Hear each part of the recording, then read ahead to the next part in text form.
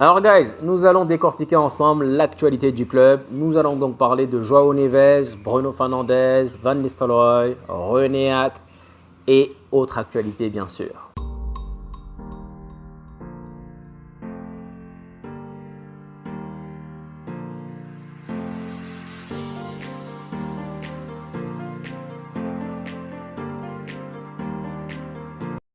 Alors guys, avant tout, 3K. 3K. On vient en effet d'atteindre la barre des 3000 abonnés sur YouTube et je tiens sincèrement à prendre le temps de vous remercier chacun d'entre vous. Peu importe où vous vous situez dans le monde, guys, merci infiniment. Vous êtes en train de contribuer à l'évolution de la chaîne. On a pour objectif d'atteindre la barre des 5000 abonnés d'ici le 31 décembre 2024. Est-ce qu'on va y arriver? Peut-être oui, peut-être pas. Mais si on arrive, ce sera grâce à vous tous. Donc guys, merci infiniment. Je me souviens, j'ai commencé à faire des vidéos en 2020, il y a 4 ans. Dites-vous bien que pendant les 5 premières vidéos, il n'y avait personne.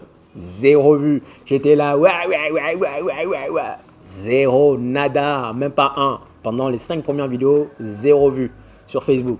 Ensuite, on a eu Monsieur Ousseinou qui est arrivé, qui est le tout premier internaute. Big up à lui. Et derrière, ça a commencé à grandir, on a commencé à construire une famille. 24 000 aujourd'hui sur Facebook, 3 000 sur YouTube, qui est beaucoup plus difficile que Facebook. Mais en tout cas, guys, merci. Parfois, on n'a pas envie, on est fatigué, mais on se dit qu'on nous attend quelque part. Donc, quelque part, guys, merci. Merci pour ce soutien moral, pour cette force que vous me transmettez, peu importe où vous vous situez. Merci infiniment, guys. On referme la parenthèse, on attaque le cas João Neves. Alors guys, qu'est-ce qui se dit sur João Neves? João Neves, Manchester United compte faire une dernière offre à hauteur de 70 millions au Benfica pour João Neves. C'est-à-dire que ça sera à prendre ou à laisser. On va faire une espèce de Lazio, sauf que nous, on met un peu les formes quand même, quoi. On met 70 millions. Lazio, ils nous disent 20 millions. C'est vrai, la dernière fois, j'avais oublié d'omettre un petit détail, c'est que la Lazio disait 20 millions, mais plus 50% à la revente. Donc dans le cas où ils revendaient Greenwood plus tard à 100 millions, il nous donnait 50 millions. Bref, même avec ça, c'est du foot à gueule. Le fait qu'on nous dise l'offre expire le 10 juillet, c'est F. Donc là, Manchester United va faire une offre, une dernière offre selon eux, pour João Neves. João Neves qui est prêt à quitter le club. Il est prêt à quitter le Benfica parce qu'il n'a pas beaucoup joué apparemment. Je n'ai pas suivi les matchs du Portugal, mais il n'a pas beaucoup joué. Et donc, il se dit qu'aujourd'hui, ça c'est parce qu'il est au Benfica. Donc aujourd'hui, s'il va crever l'écran dans un grand club, il aura plus de temps de jeu avec le Portugal, avec la sélection portugaise. Donc aujourd'hui, il n'est pas du tout content et il estime qu'il est temps pour lui de partir. Manchester United propose 70 millions maintenant, plus des frais supplémentaires dans le cas où le jeune va éclore. En même temps, on peut comprendre. Aujourd'hui, le gamin, il a 20 ans. Et donc, à 20 ans, tout le monde voyait Rashford comme le joueur qui allait tout casser, qui allait péter les scores, qui allait défoncer quasiment le record de Wayne Rooney. Aujourd'hui, il a 26 ans. Il en est où? On ne sait pas. Donc aujourd'hui, João Neves, 100 millions, c'est quand même exagéré. 20 ans, il ne faut pas exagérer, quoi. Donc, Manchester United voit en lui un énorme potentiel. Ils pensent qu'ils peuvent l'acheter, ils peuvent le développer encore plus. Et soulignons qu'il n'a que 20 ans. Donc, conclusion, si on l'achète maintenant, on pourra facilement le revendre 120 millions plus tard, dans 4 ans, dans 5 ans, au Real, qui sait. Mais en tout cas, c'est un peu la perspective que Manchester United a. Donc, on va soumettre une dernière proposition au Benfica. Est-ce que le Benfica va l'accepter? Mais en tout cas, on sait qu'il y a d'autres clubs qui sont dessus, notamment le PSG. Bon, en tout cas, là, maintenant, on va voir. Je ne pense pas que le Benfica va accepter. Je pense que là, Manchester United est en train de jeter ses dernières cartes. Ça soit donc João Neves qu'ils veulent. C'est leur priorité. Dans le cas où ils n'ont pas, ben là, ils vont se rabâcher sur Ugarte. Ugarte, c'est la deuxième option. Un peu comme quand vous avez le choix entre, je vais dire, entre deux affaires. Vous pensez que là, vous avez un deal de 500 000 alors que vous pouvez avoir un deal de 1 million. Bon, vous décidez d'avoir le deal d'1 million.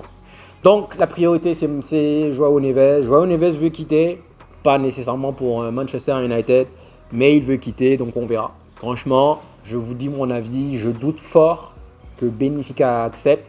On l'a vu, Liverpool est arrivé, ils ont proposé 80 millions pour Nunez, ils l'ont refusé, ils sont revenus. Il faut payer les tarifs avec Benfica. C'est là où j'aime bien Benfica. Tu payes le tarif. tu payes le tarif. Nous, on est trop dans le mode solde. On fait trop de soldes, nous, chez nous. Il y a trop de soldes. Des lignes de l'offre, 6 millions, on parle de... Ouais, non, il y a trop de soldes chez nous. L'histoire de vendre Van Persie, Nani, Chicharito, Evans, Welbeck, les 5 joueurs à 22 millions, guys. Vous vous rappelez de ça? En 2014. Magnifique. Magnifique. Il n'y a qu'à Manchester qu'on peut faire ça. On fait trop les soldes, nous. Il y a trop de soldes chez nous. Sauf que ce sont des soldes de 90%. Donc, tout le monde vient et puis voilà. Donc, Benfica, il n'y a pas de solde. Donc, il faudra payer la somme. Maintenant, je comprends un peu Manchester. C'est vrai que 100 millions pour un jeune de 20 ans, c'est énorme.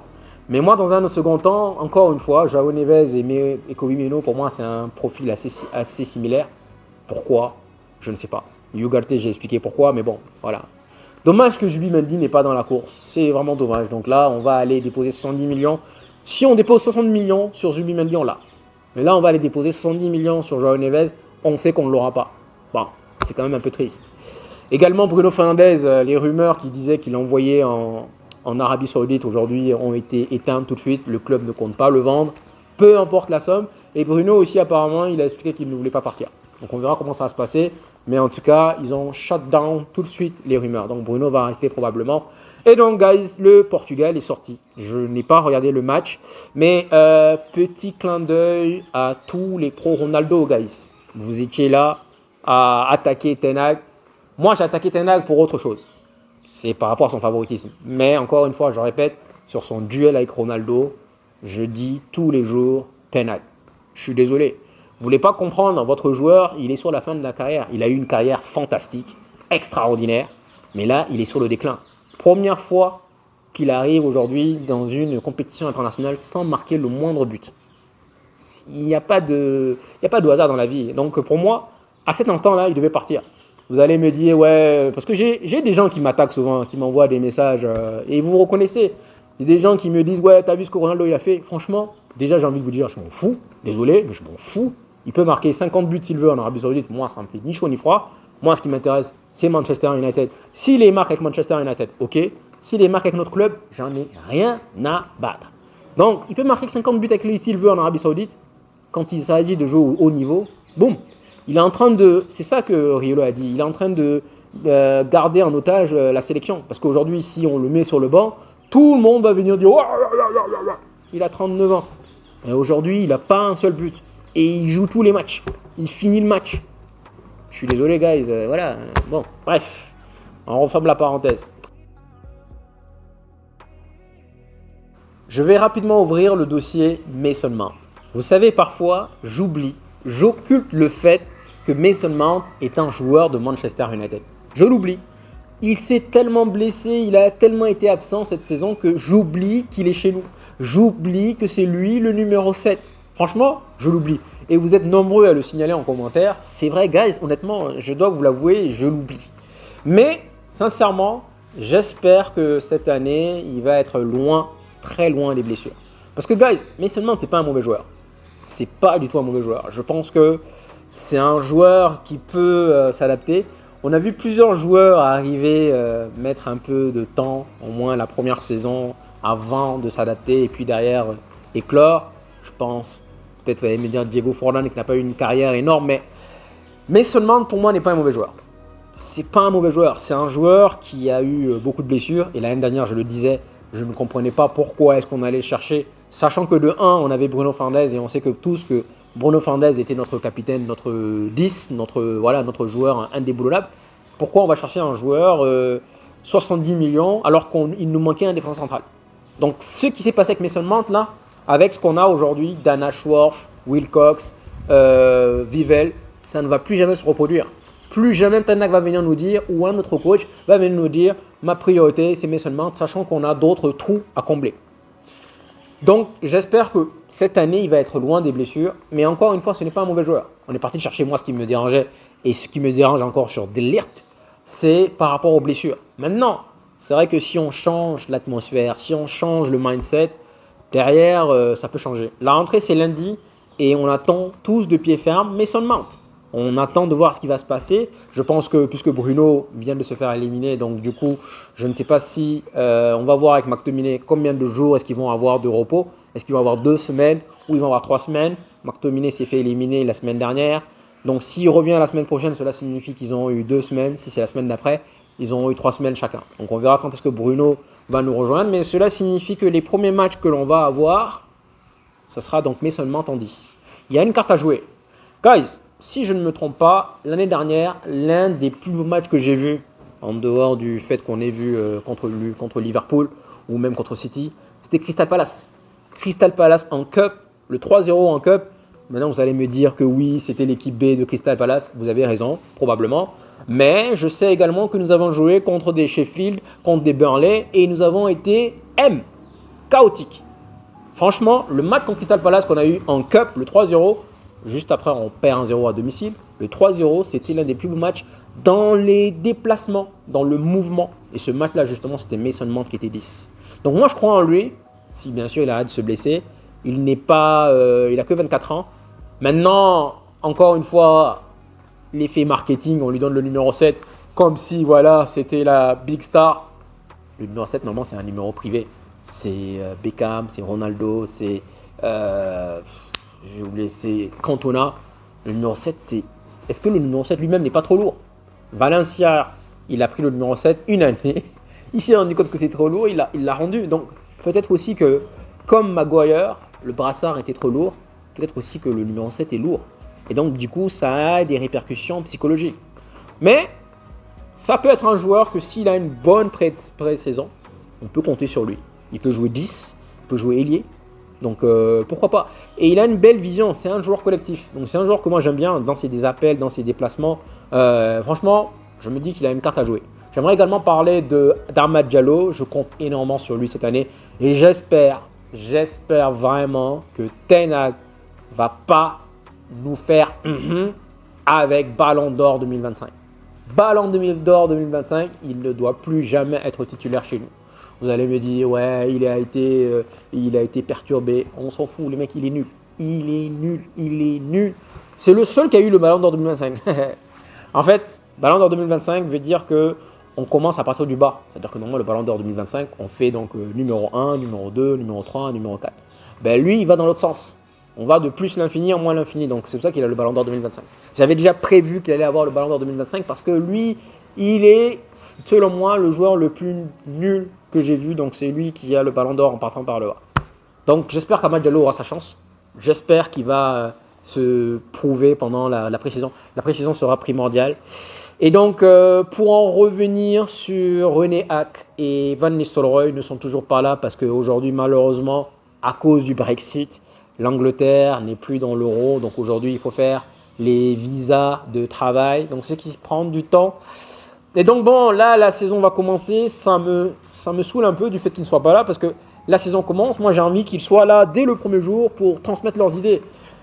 Pour moi, avoir une semaine, 10 jours sans eux, c'est une perte de temps. Moi, je veux qu'on les ait maintenant, now. Et donc, le visa des travail, donc permis de travail, prend un peu de temps maintenant que l'Angleterre n'est plus dans l'euro. Et c'est pour ça que ça complique un peu les choses.